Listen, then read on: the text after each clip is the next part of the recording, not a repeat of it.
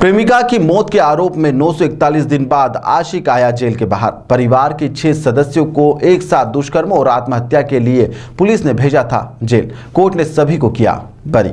दरअसल पूरा मामला द्वारकापुरी थाना क्षेत्र का है, जहां पर 27 जनवरी 2021 को एक महिला के द्वारा एसिड पी लिया गया था। उसकी मौत भी हो गई थी। बताया जा रहा है कि महिला घटना के कुछ दिन पहले अपने प्रेमी के साथ में घर से कहीं चली गई थी। वह 8 दिन बाद घर वापस लौटी थी, जहां पर घर पहुंचने के बाद में उसने एसिड पी लिया था, जिस कारण से महिला की मौत हो गई थी। मौत के बाद पुलिस के द्वारा मामले की तहकीकात करते हुए महिला के प्रेमी और उसके परिवार के 6 सदस्यों को दुष्कर्म और आत्महत्या के प्रेरित करने की धाराओं में जेल की सलाखों के पीछे कर दिया गया था। लेकिन पूरी घटना में जिला कोर्ट ने सभी आरोपियों को दोष मुक्त कर दिया है।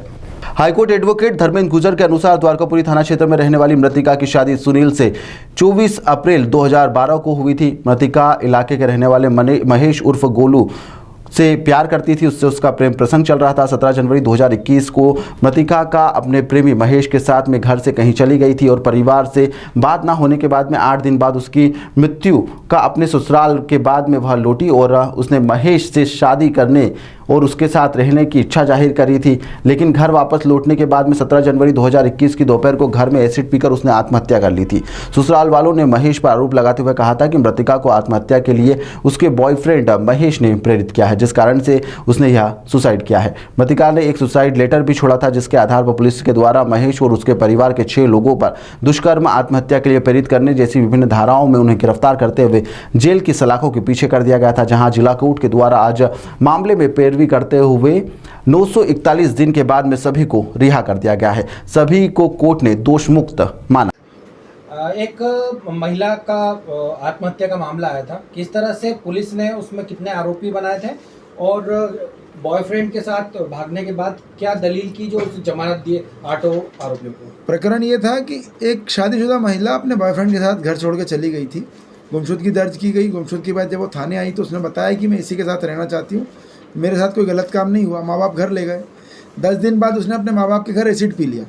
इस पर से पारिवारिक दबाव और सामाजिक अपनी छवि ठीक दिखाने के लिए पुलिस ने एक झूठा मामला, चूँकि एक शादीशुदा महिला शादी बिना तलाक लिए किसी और से नहीं कर सकती थी, फिर भी एक मुकदमा दर्ज कर लिया, जिसमें आत्महत्या का दुष्प्रकरण धारा 306 और बलात्कार की रिपोर्ट करते हुए धारा 374 में प्रकरण दर्ज कर लिया।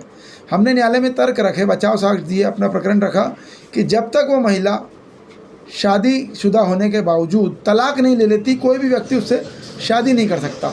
तो शादी के लिए मना कर देना इस कारण से कि वो शादीशुदा है, अपने आप में अपराध नहीं है। बाद में उन्होंने झूठा सुसाइड नोट भी बना करके पेश किया, उसको भी हमारे तर्कों से सहमत होते हैं। न्यायालय ने संदेहास्पद माना, उसको रिकॉर्ड पे नहीं माना और कई सारे विरोधाभास न्यायालय के बयानों में आए, जिस पर से न्यायालय ने उस आरोपी को, उस परिवार को इस पूरे प्रकरण से दोषमुक्त किया। सर, महिला ने सुसाइड नोट भी छोड़ा था, तो क्या उस सुसाइड नोट का कुछ महत्व है इस पूरे केस में? पूरे मामले में सुसाइड नोट में न्यायालय ने यह पाया कि सुसाइड नोट को अभियोजन ने प्रमाणित नहीं किया और वो संदेहास्पद हुआ, क्योंकि ना किसी हस्ताक्षर विशेषज्ञ के बयान हुए। और एक हास्यास्पद बात यह रही कि पुलिस ने एक अनपढ़ महिला से, जो उसकी माँ थी, वो सुसाइड नोट के हस्ताक्षर और हस्तलिपि वेरीफाई कराई थी, उसको भी न्यायालय ने संदेह माना। कितने दिन में ये जो आरोपी था, मुख्य आरोपी, ये बाहर आ पाया जेल की सलाह? ये आरोपी पूरे 941 दिनों तक न्यायालय में रहा, न्यायालय के आदेश से जेल में रहा और भविष्य में उसकी ओर से 100% रूप से हम लोग शासन के खिलाफ कंपनसेशन का सूट फाइल करेंगे। इसमें कितने आरोपी बनाए गए थे सर टोटल इस केस में? 6 आरोपी बनाए गए थे। इसमें आरोपी, उसके माता पिता और परिजन, भाई, रिश्तेदार भी बनाए गए। 6 आरोपी पे क्या धाराएं लगाई थी पुलिस? 6 आरोपी पर धारा 306 आत्महत्या का दुष्प्रकरण और धारा 374 बलात्कार का आरोप लगाया गया था। सर, परिचय देते। मैं धर्मेंद्र गुर्जर, एडवोकेट। ताज़ा खबरों के लिए सब्सक्राइब करें JSR टाइम्स और साथ ही नोटिफिकेशन पाने के लिए बेल आइकन को दबाएं।